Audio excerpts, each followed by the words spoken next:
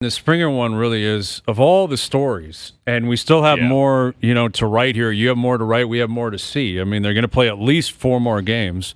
And if they end up winning the World Series, then obviously we'll get to that point and everything else will be recalibrated. But is the Springer story, would that be chapter 1 for you? How would you start the book up to this point?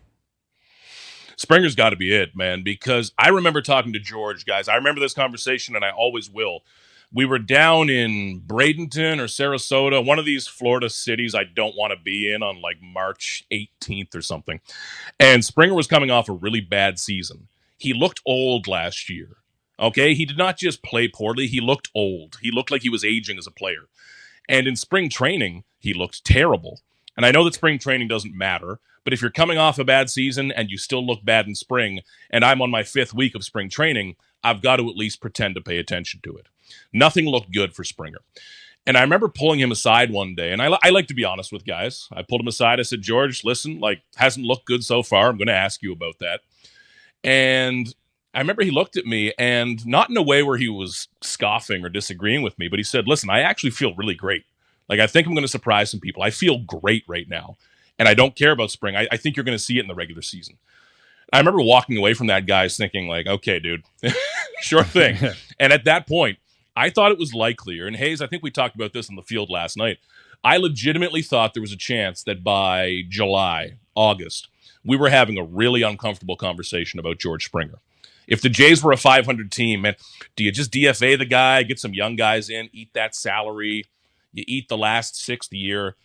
This has been the biggest shock I've covered, frankly. You don't see this happen for baseball players at 36. It's just unbelievable, and I can't say enough about the guy, man. Full credit to him. What do you think it is, Keegan? Is it health? Is it just good fortune? Is it him not playing in the field? What is it?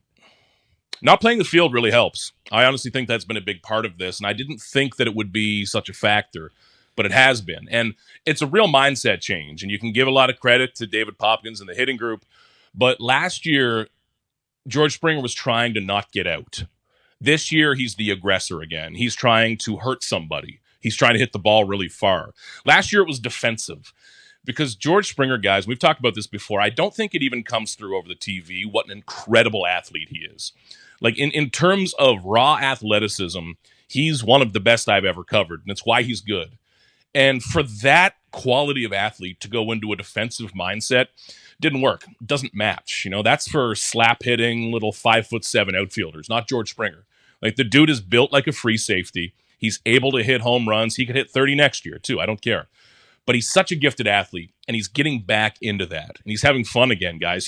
He's energized, man. When I think of the 2025 Blue Jays, I think of George Springer going first to home on a double. Just screaming his way around third base. He's energized. He's young again. And it's all that mindset, man. He's the aggressor now.